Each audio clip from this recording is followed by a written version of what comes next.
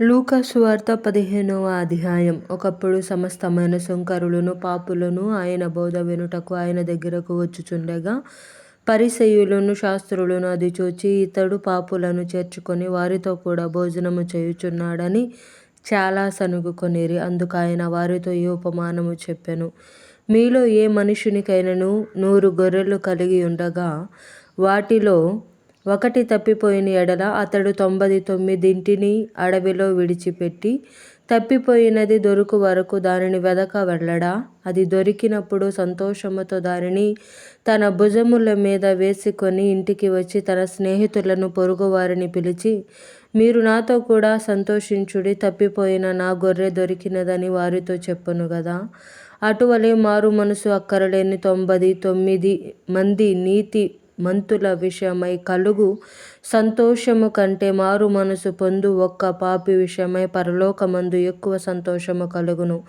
ఏ స్త్రీకైనను 10 వెండి నాణ్యములుండగా వాటిలో ఒక నాణ్యము పోగొట్టుకుంటే ఆమె దీపము వెలిగించి ఇల్లు ఊడ్చి అది దొరుకు వరకు జాగ్రత్తగా వెదకదా? అది దొరికినప్పుడు తన చెలికత్తెలను పొరుగువారిని పిలిచి, నాతో కూడా సంతోషించుడి, నేను పోగొట్టుకొనిన నాణ్యము దొరికినదని నాతో చెప్పును గదా. అటువలే మారు మనసు పొందు ఒక పాపి విషయమై దేవుని దూతల ఎదుట సంతోషము కలుగునని మీతో చెప్పుచున్నానెను. మరియు ఆయన ఇట్లనెను, ఒక మనుషునికి 2 కుమారులుండిరి. వారిలో చిన్నవాడు తండ్రి ఆస్తిలో నాకు వచ్చు భాగమిమ్మని తన తండ్రిని అడగగా అతడు వారికి తన ఆస్తిని పంచిపెట్టెను. కొన్ని దినములైన తరువాత ఆ చిన్న కుమారుడు సమస్తమును సమకూర్చుకొని దూరదేశమునకు ప్రయాణమైపోయి అచట తన ఆస్తిని దుర్వ్యాపారము వలన పాడు చేసెను. అదంతయు ఖర్చు చేసిన తరువాత ఆ దేశమందు గొప్ప కరువు రాగా వాడు ఇబ్బంది పడసాగి వెళ్ళి ఆ దేశస్థులలో ఒకని చెంత చేరెను. అతడు పందులను మేపుటకు తన పొలములోనికి వానిని పంపెను. వాడు పందులు తిను పొట్టుతో తన కడుపు నింపుకొన ఆశపడెను గాని ఎవడునూ వానికి ఏమియూ ఇయ్యలేదు.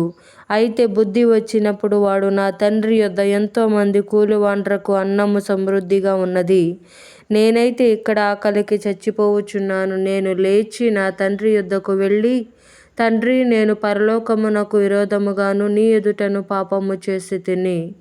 ఇక మీదట నీ కుమారుడనని అనిపించుకొనుటకు యోగ్యుడను కాను. నన్ను నీ కూలి వారిలో ఒకనిగా పెట్టుకొనుమని అతనితో చెప్పుదుననుకొని లేచి తండ్రి యొద్దకు వచ్చెను.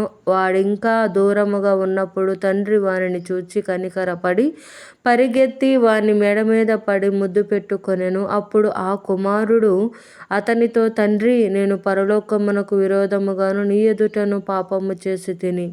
ఇక మీదట నీ కుమారుడనని అనిపించుకొనుటకు యోగ్యుడను కాననెను. అయితే తండ్రి తన దాసులను చూచి ప్రశస్త వస్త్రము త్వరగా తెచ్చి వీనికి కట్టి వీని చేతికి ఉంగరము పెట్టి పాదములకు చెప్పులు తొడిగించుడి. క్రొవ్విన పశువును తెచ్చి వధించుడి, మనము తిని సంతోషపడదుము.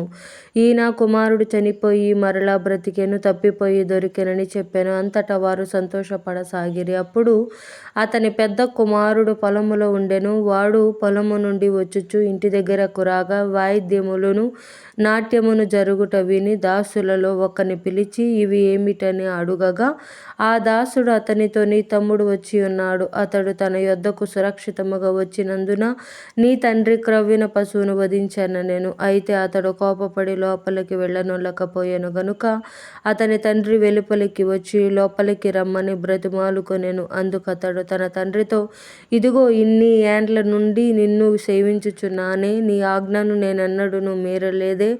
అయినను నా స్నేహితులతో సంతోషపడునట్లు నీవు నాకెన్నడూను ఒక మేకపిల్లనైనను ఇయ్యలేదు. అయితే నీ ఆస్తిని వేశ్యలతో తినివేసిన ఈ నీ కుమారుడు రాగానే వీని కొరకు క్రొవ్విన వస్తువును వధించితివని చెప్పెను. అందుకతడు, కుమారుడా, నీవెల్లప్పుడూ నాతో కూడా ఉన్నావు, నావన్నీయు నీవి, మనము సంతోషపడి ఆనందించుట యుక్తమే. ఈ నీ తమ్ముడు చనిపోయి తిరిగి బ్రతికెను, తప్పిపోయి దొరికెనని అతనితో చెప్పెను.